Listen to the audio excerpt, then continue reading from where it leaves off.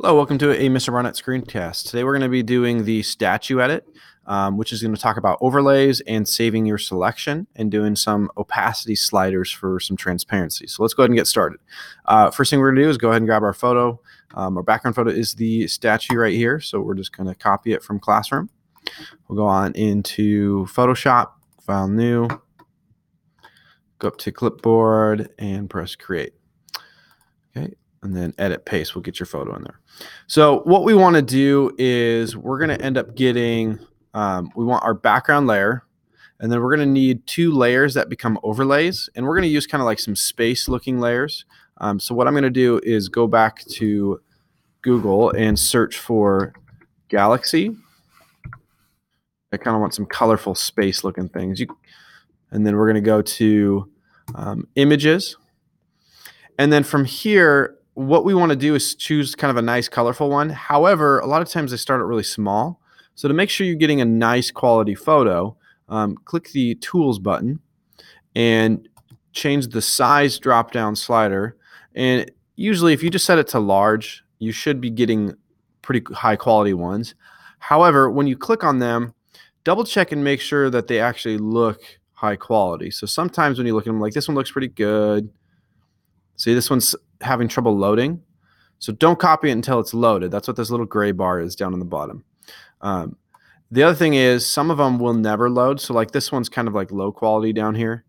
So again, you want to make sure you click on it and it looks really high detail. Like this one looks pretty good. So I'm going to copy this one. Right click, copy image, go back to Photoshop, edit, paste. And what I want you to do is grab two different galaxy layers. Get some ones that kind of look contrasty to each other. Let's grab this one here. Right click, copy image. You can choose any galaxy layers you like. Edit, paste. So now what we need to do is one more overlay layer, and we're going to place in an animal that fits the theme. So I'm going to go ahead and grab an eagle. You can choose whatever animal you like for this tutorial here. Look through the eagles. I'm going to try and find one that has a nice simple background to it. Okay, this one looks pretty simple, so I'll copy this one. Copy image, go back to Photoshop, edit, paste. All right, so at the moment we have all our photos that we need. However, we need to do some resizing. So let's go ahead and we're going to zoom out, because when I click on the move tool, and again, make sure you have show transform controls checked. When I click on the move tool, you can see that my canvas size is only this big. That's the size of the statue. But the photo I brought in is way larger. So I've got to zoom out, I grab the move tool, and then I've got to start to drag this down. Now, I'm going to hold down shift. So when I drag it down, it stays proportional. If I do not hold down shift, remember, it's going to make it all distorted, and we don't want that. We want to make sure it stays all proportional. Okay, after you're done resizing it, and you just want to, for this one, you just want to fit it inside there. After you're done resizing it, go and press enter, and let's turn that layer off, and let's go to layer 3. And you can tell this one's way large. So again, we'll hold down shift. Okay, we want to drag it down. You don't want to go into it. You want to make sure it's filling up. I'll show you what I mean. You don't want to shrink it down to the point where you pass this edge, so there's a bottom showing. You want it to fill. I don't care if it goes off the edge that way, but you just don't want to go inside your canvas when you're resizing these. Okay, so we'll press enter.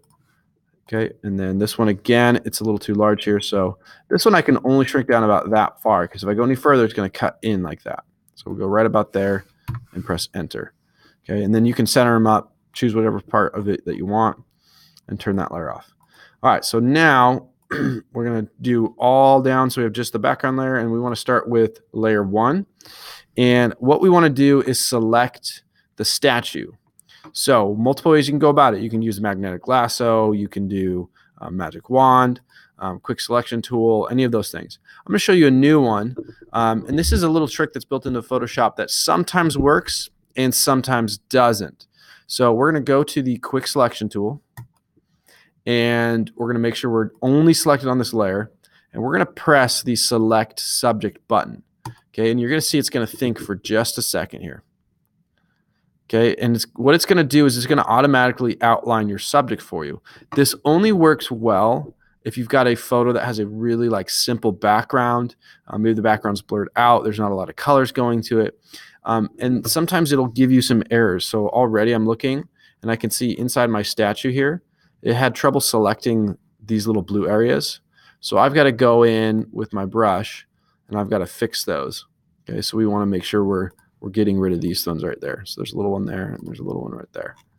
Okay, we'll get rid of that stuff. So now our selection looks pretty good. Now, we're not doing anything with the selection yet. We're not deleting anything from this photo. We want to keep this photo intact. But what we want to do is save these dotted lines so we don't have to retrace them later on. So we're going to go up top to the select filter, go down to the save selection button, okay, and then we're just going to name it. And we'll just name it here statue. Okay, you don't need to change anything else. We're just going to do statue and click OK. What this means is if I was to do Control D and I did a bunch of other edits, if I want to pull back that selection of the statue, I can go to Select, I can go to Load Selection, go under my channel, and you should see statue listed there, and press OK, and it's going to bring back those dotted lines. So you don't need to go back in time, Control Z, you have them like all ready to go. All right, so now we're going to turn everything off. We're not going to deselect. We're going to keep our dotted lines. We're going to go to the first space layer. And I'm going to change these two layers up. Okay, it's total choice to you. I usually like to have the darker layers in the background and then go lighter as we go forward. So I'm going to go ahead and start with this one. And make sure you have your statue selection going. Make sure you're selected only on this background layer. So you're not turning the statue on. It's just like this. Okay, and then you're going to press delete. Okay, and you're going to see you're going to cut out the statue.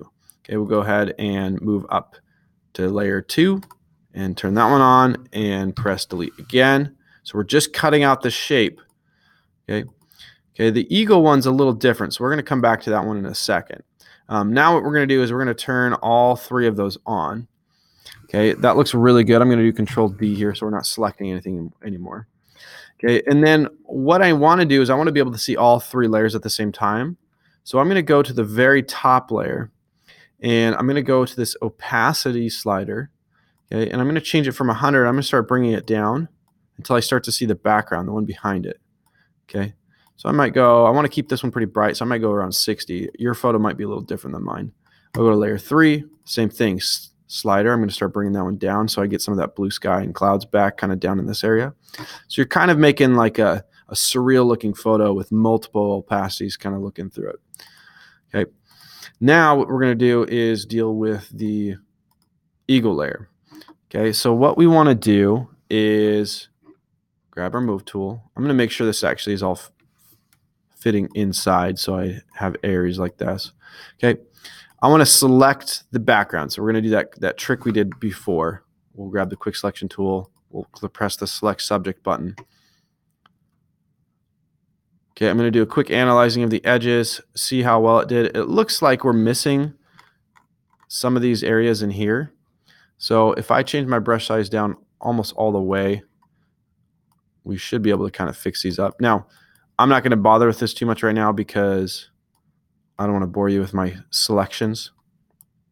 Okay, and I know they're not perfect. You can spend some time going through pixel by pixel and making that look a little better. Again, I'm just going to do a quick fix of these, so they look a little bit nicer. Okay, again, I know there's issues. We'll fix them later. All right, so this one I want to delete the blue, so I got to right-click, select inverse, and then press delete, and that'll get rid of the blue background. Control D. Now is the time where you want to position your animal to where you want it to be. We want it kind of flying a little bit behind. Okay, like you want them going behind your statue, however you want to do that. So I could go like way out there. I might even increase the size of this so it fits a little bit better. Let's try that and maybe rotate this one.